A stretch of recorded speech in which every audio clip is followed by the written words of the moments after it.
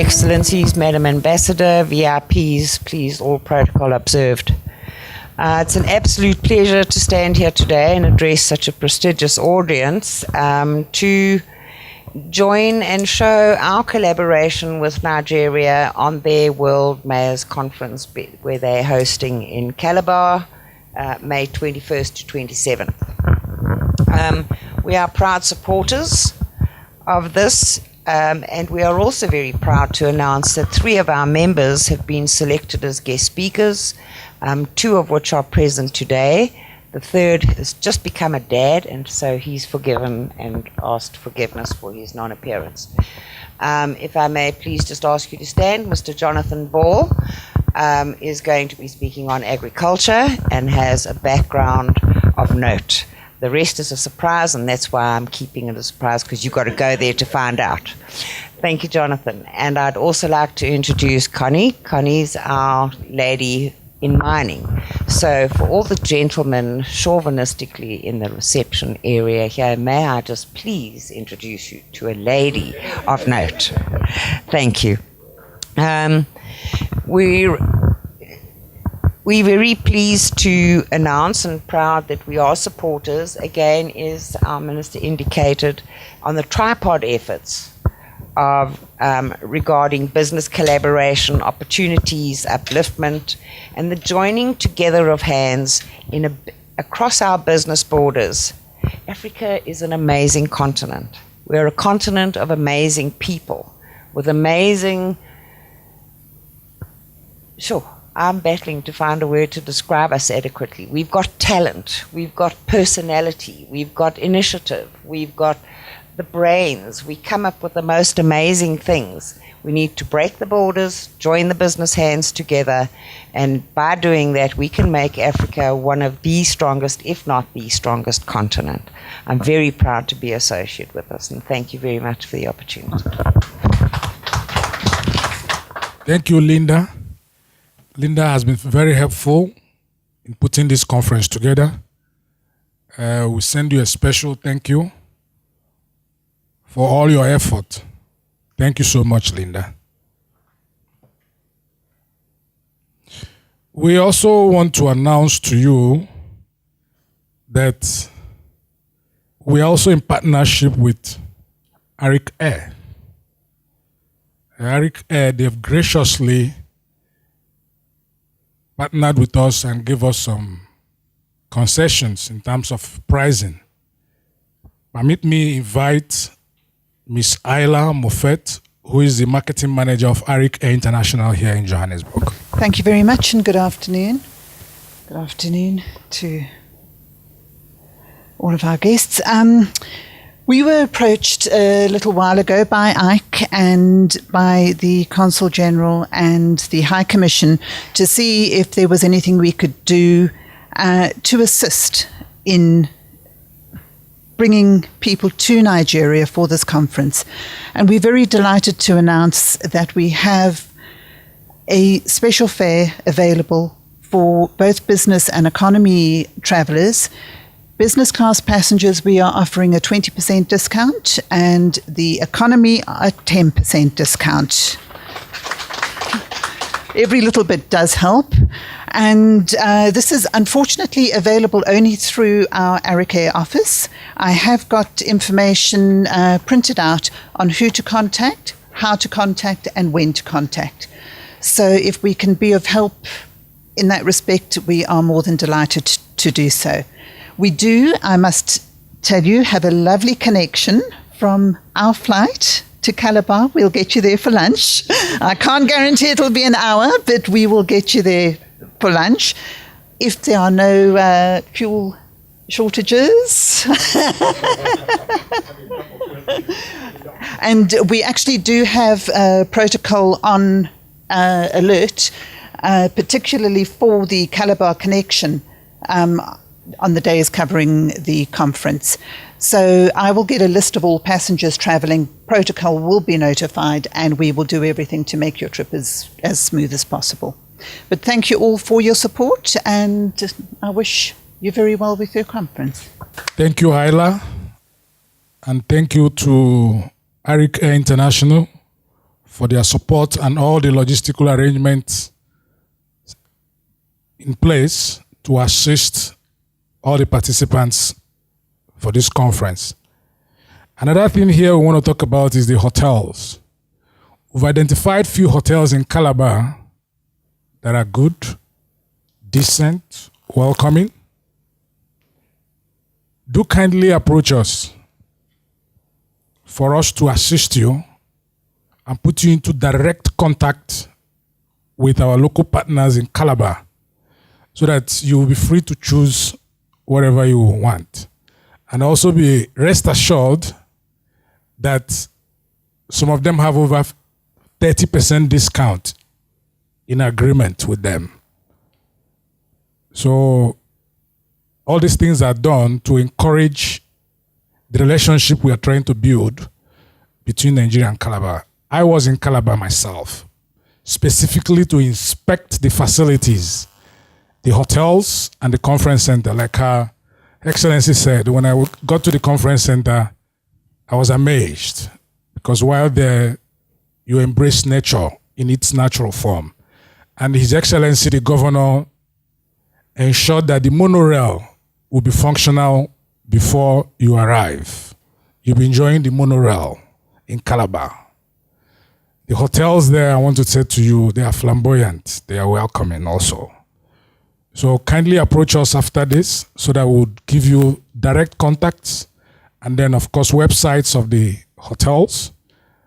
Whenever you choose whatever you like, then you make your booking. Thank you on that note. Further here in our program, we are pleased to have the Black Business Council representatives here. I know they've sent some couple of people here. We did this in the spirit of building the relationship to ensure that the other sectors of South African economy, other than the government itself, that they are part of this process. Hence, we have Black Business Council, and we also had apologies from the CEO of Busa. She sent me a mail this morning. She's on her way right now to Kigali. If not, she'll be here. So permit me welcome a representative from the Black Business Council, Denisa Baloyi. Good afternoon, and first to acknowledge His Excellency the Ambassador and Her Excellency and my dear sister, friend, Madam Mucha. And of course, fellow speakers, my brother Mawere, and the CEO for hosting this wonderful gathering. I come from the Black Business Council. I sit on the executive and the National Council of the Black Business Council, but also responsible as chair for the Committee on International Relations, Trade and Investment. And maybe for the sake of the women here, we also convene BBC Women. I think we're very pleased to be associated with this initiative. This will be at least my second visit to Calabar, High Commissioner. Just after 1994, as the Black Business Council, we put together a delegation that went to Nigeria. And we went to Lagos, and then the then Governor David Duke, His Excellency, took us all to Calabar, and it was a wonderful, wonderful visit. I can't take out of my mind as the plane descends, those rivers that cross each other, beautiful scene. So it's a wonderful, wonderful destination that we can all look forward to. As the BBC, we fight for empowerment of historically disadvantaged South Africans in business. But more than anything, we promote and develop economic growth in South Africa, ensuring that our economy is open to everybody, not to some. As a result, we advocate for those policies that ensure that everybody gets a chance.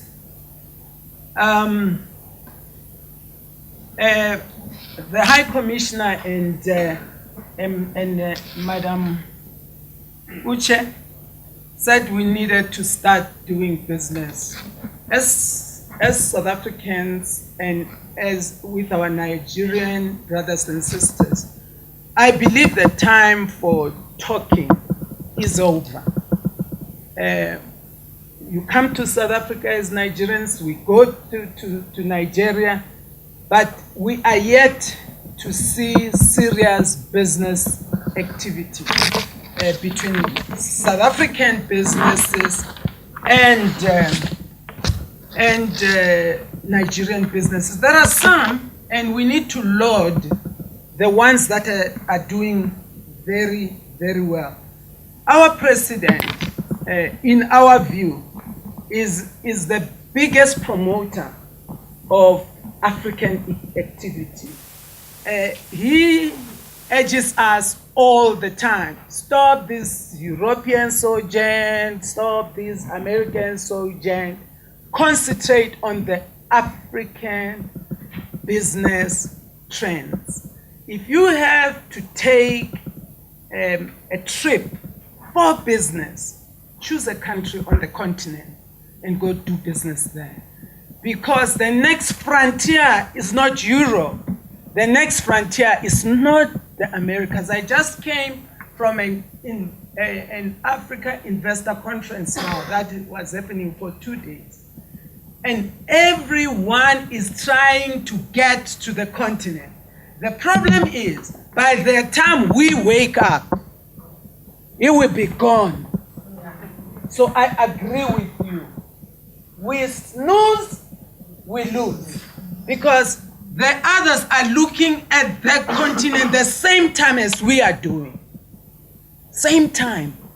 And they might have the dollars, the euros, and the pounds in their hands, but the resources are ours. The resources are ours. So instead of thinking because they have the resources, they might, winner takes all, we need to leverage our power base that we haven't done so well with in the past. So I'm glad that I don't have to talk to the regulatory framework because it was dealt with by both the agency here and of course the High Commissioner and the Consul General spoke to that. What I wanted us to focus on is what President Buhari said recently. He's urged countries to go and invest in Nigeria. And foremost in his mind, I'm sure, he's talking fellow African business people. Because that intra-trade that was spoken about begins with us. It begins with us. If you remember, during his recent trips to different countries, he assured the business community that Nigeria would remove any impediment that can hinder business in Nigeria. And you quoted our president, we're quoting yours. And I quote, "My party campaigned on 3 main planks: security, employment generation, anti-corruption. We campaign on zero corruption, promising that we would run an accountable government, and we are keeping our promises. Now, sometimes we're hard on ourselves, but it's good as long as we monitor ourselves. If you look at the world today, you wonder as to, is it just Africa that's corrupt?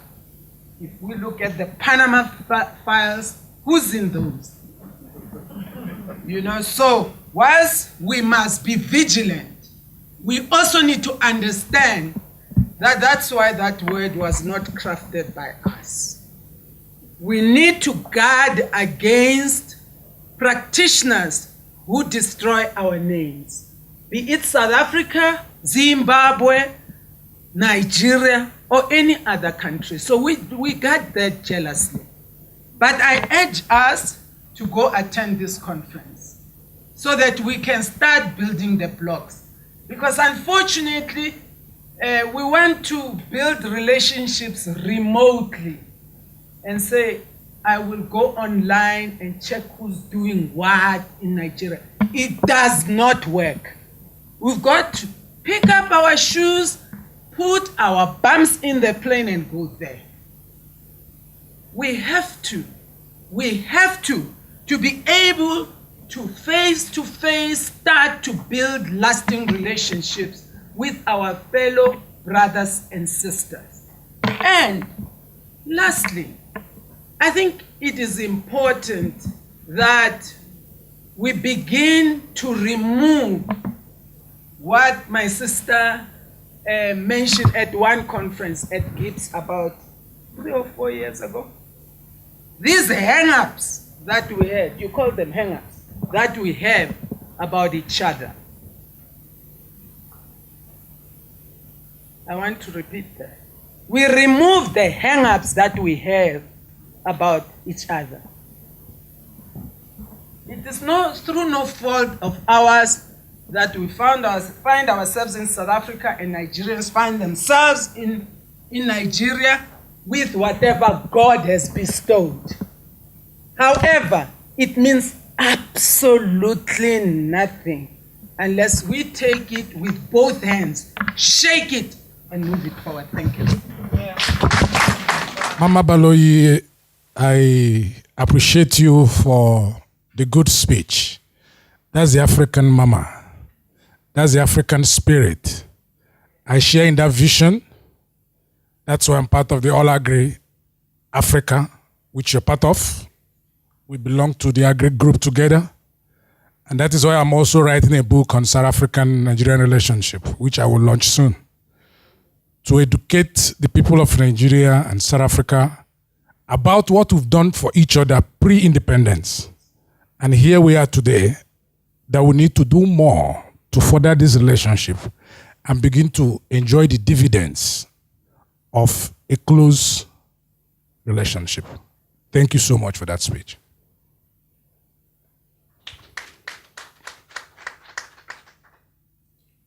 In our program here, please, we want to invite a distinguished African. We want to invite a man that networks.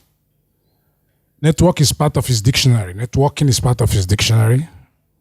A man that virtually knows every king and every queen in Africa.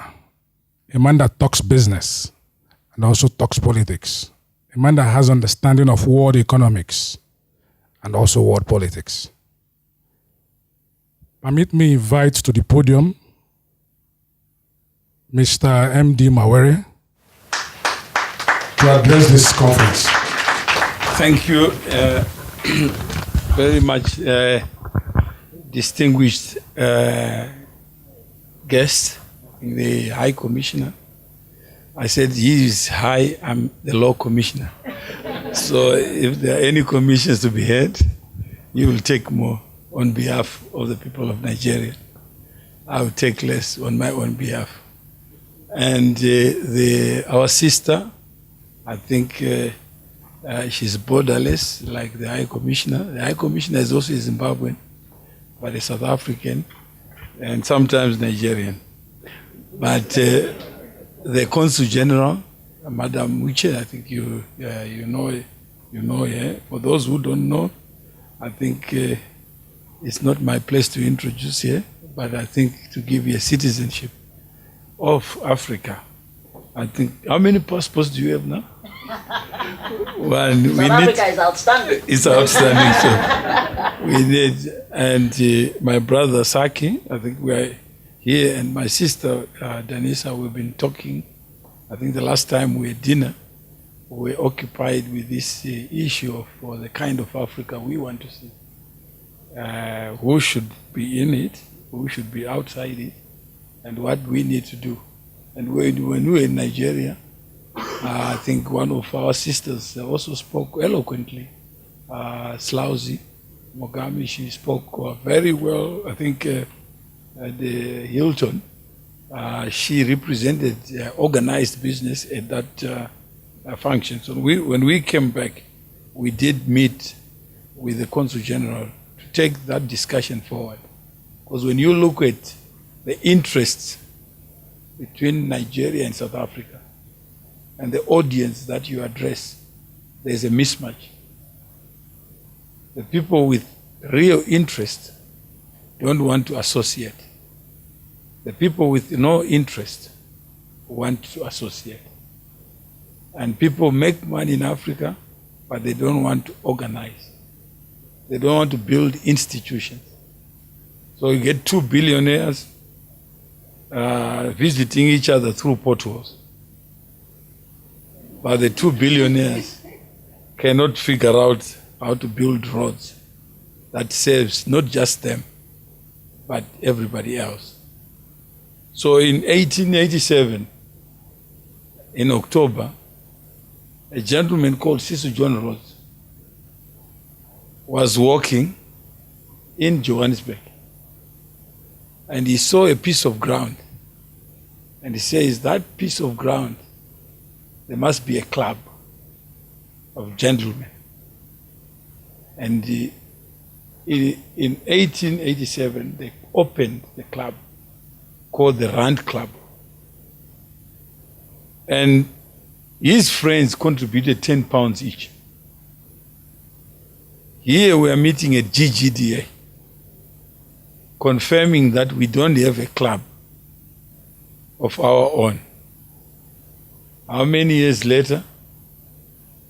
More than 100 years later. Cecil John Rhodes is dead, but his statue and statues are occupying the minds of bright young people at universities. How many people are dead who will confuse the living just with the bricks and mortar? Only Cecil John Rhodes. He came to England, from England, with nothing except 3,000 pounds. Everything that is remembered of him, he found it here. Never brought gold, diamonds, platinum. Everything was in Africa. So we encourage Mr. Saki to rethink outside the model. Government is ours, but we are not government. That's what Madam Muche was saying. We are outside government. We are non-state. Where do we meet without the state? Do we meet in state, or do we meet where we have organized? So I just encourage, I think that's what we've been talking with the Consul General, that please never underestimate the power of organization. We were colonized not by money, just a superior way of organization is what we call colonialism, what we call racism. The minerals did not come from Europe. The giver of the minerals was not African, was not European. Because if he was, he would put a lock and say, only Africans must find me. But these minerals have been found by strange people. So let's us rethink about the oil and what our connection is. So this year we can probably say we have come around. And this month, my sister, why don't we use this Africa month just to recognize one Nigerian so that we can begin to show that the difference between a Nigerian and a South Africa is the same. That actually we are just human beings and we're just looking for a place to live. But in our minds, there is a person called a South African. And I've been looking for him and her, but I can't find her or him. I just find human beings like me, just trying to live. So can't we use our diversity as the basis to connect, unite, inspire, and do more things? So I do encourage you to go to Nigeria, because the people who colonized us, they came sometimes as adventurers, as tourists. But when they came, they discovered there was no reason to go back, like the Americans. Those who went to America decided to think outside the box and said the one-way ticket was better enough. So when you go to Nigeria, those who need to come back, yes, they do. But those who need to be in Nigeria is home.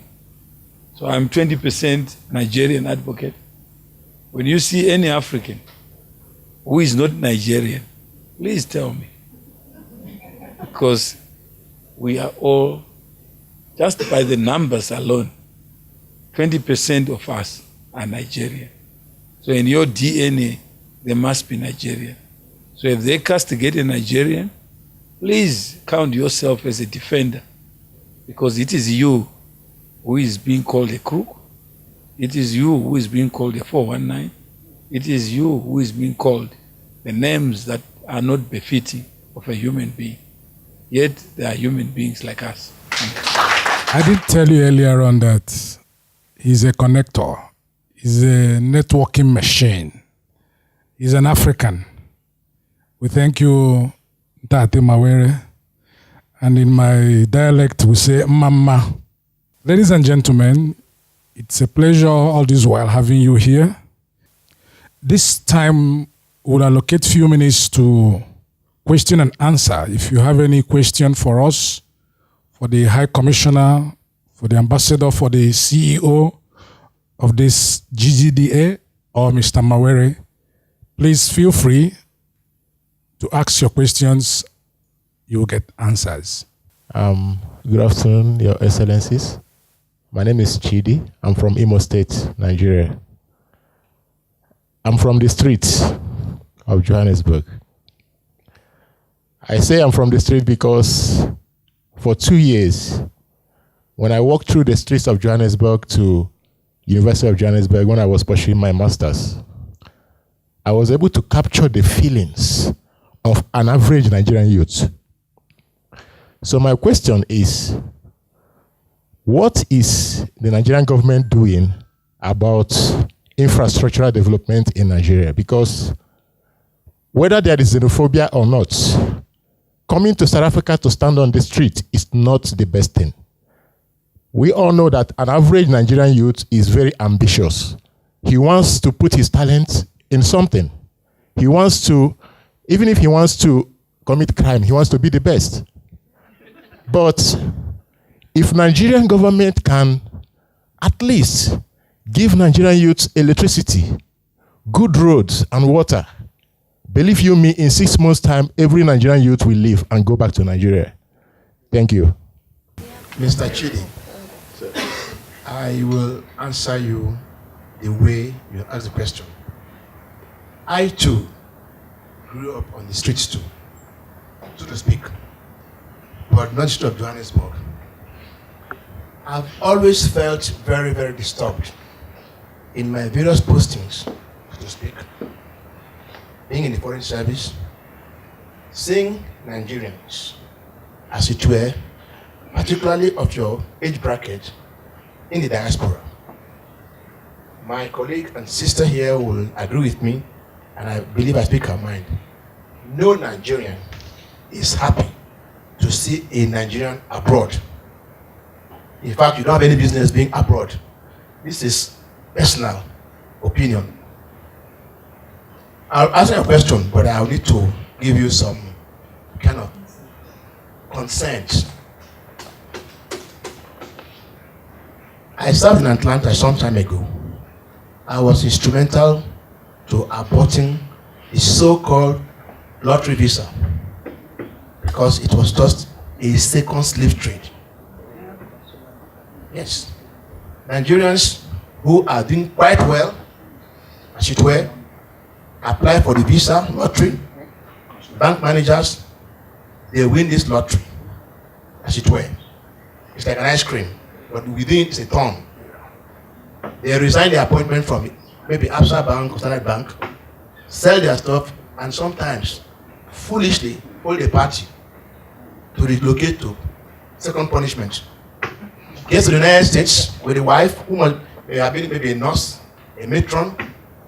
When you get to America, it's not like the first America, that the Wild Wild West, no. The movement of the Irish, as it were, through the Mayflower boat to the US, when they just found the land staring before them. It's an America. With all respect, I don't want to be hurtful, but America is meant for Americans. There's an age you get in America. No matter how much you twist your tongue, you can never speak American at all. Maybe your children, because they are in school, and they drink American milk. You and I are used to tin milk. You cannot be an American. You can get a PhD in America, you will not get to White House. Obama is a fluke. It's a different, in fact, it's just an extraordinary development. In any case, Obama is not an American at all, as we know it. Obama's father came as a student to Harvard, met the mom, and grew up with white parents. So Obama's mentality is white, albeit the skin is brown. So I know how you feel, and I'm taking it step by step. So when you come overseas, you think it's an Eldorado. It's a wild goose chase. And more often than not, you go overseas at mid-20s, early 30s. You will now start looking for, the green card. It will not come in the next 5-10 years. You go to marry an American girl, tell her the lies, that I am single, XYZ. God help you. If she gets to like you, when you get the green card and you want to step aside, she puts a gun on your skull. You are here to stay. So it has not been easy at all. Now let me reverse the issue of infrastructure. We are all, I want to believe, with respect to my sister here from Arik, I think we are all Africans. Africans. The issue of infrastructure is our pain. And South Africa is extremely lucky. Permit me to say, thanks to apartheid. Yes. On this note, because one of the development in South Africa is because of the conscious commitment of the whites. I'm taking it consciously and honestly. We need to begin to be honest with what we did back in Nigeria. And like somebody said, not going to portions of the golf course, begin to, even if you steal money, let it be used in your country. Build roads.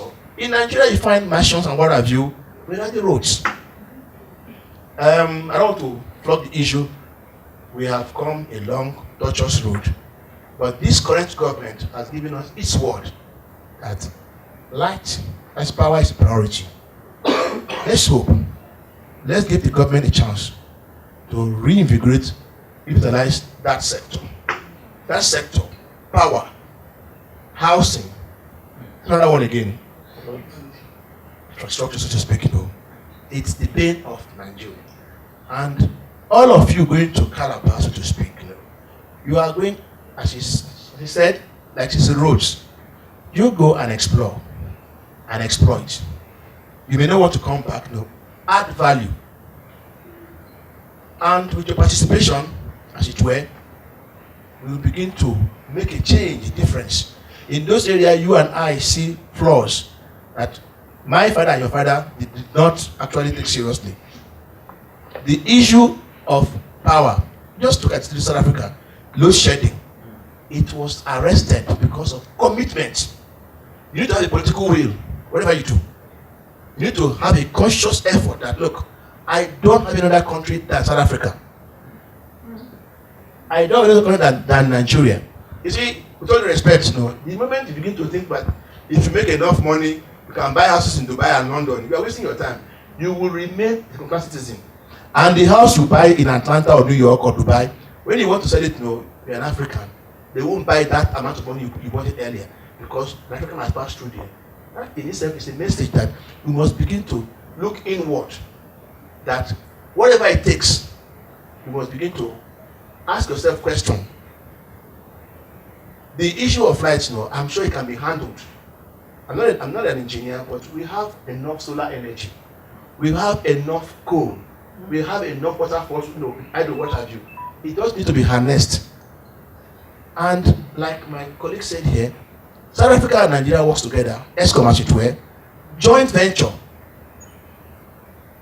It will take a lot for the two countries, as we speak, to come thus far.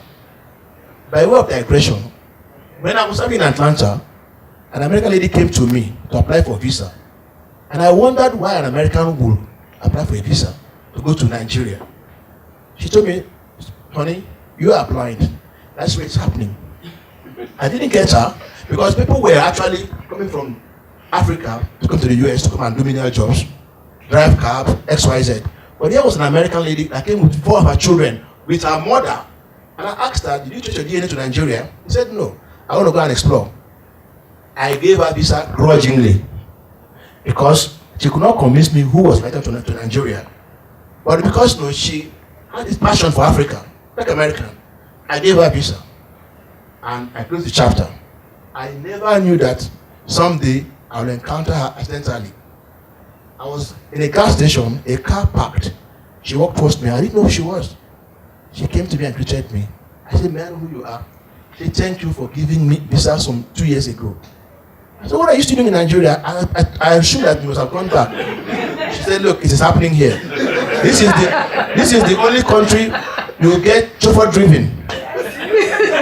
That in America, you need to drive yourself. I said, what about your children? He said, they are schooling here in Nigeria. So what about corporate policemen? Don't they flog them? He said, it is good to flog them. Because in Nigeria, they call 911. And when they call 911, they put in prison. The children become street kids. That's why out of 10 American young boys, 7 are in jail. 3 will be on the street. Out of that 3, 2 will play basketball, 1 will be a musician. Then only 1 will put on the tie. Take it or leave it. And you are well studied. In the United States, where we all have instead of lived, even if you're a professor, if anything, you are only one black man down the street. He said he's a professor. And let me just suppose, at the beginning of Obama's a black professor jumped his wall because what is key. You know what he went through? You can recall. A black professor who forgot his key in his office had to scale the wall. He was arrested by the local police and was messed up, a professor of an Ivy League school. If it's not in Africa, neighbors will say, we know him. Don't do that. Obama had to call the policeman and the lecturer where they call beer to they have to drink beer to kind of move on. This one I'm telling you that I gave a visa in Nigeria, in Atlanta. Sorry. Because it's what you asked is very passionate. I asked her, what about the mom? She said she's passed on. I said, what do you mean? She said she died in Abuja and was buried in Abuja. That means she's here to stay. I said, but what do you do? She said she is making wedding garments and selling cakes. And she's good to go. That is an American who came back to Africa. And there are many others. So what Mrs. Baloyi has said, the ball is in our court. It's up to us to put our bootstraps and begin to know that it is underneath the soil of Africa that you have all the goodies. If you go to America, it's already developed, You look, forget about it. If you go with your PhD, you will kill. But if you go to Nigeria or stay here, no matter about the accent, people will recognize you. In America, they tell you're not an American at all.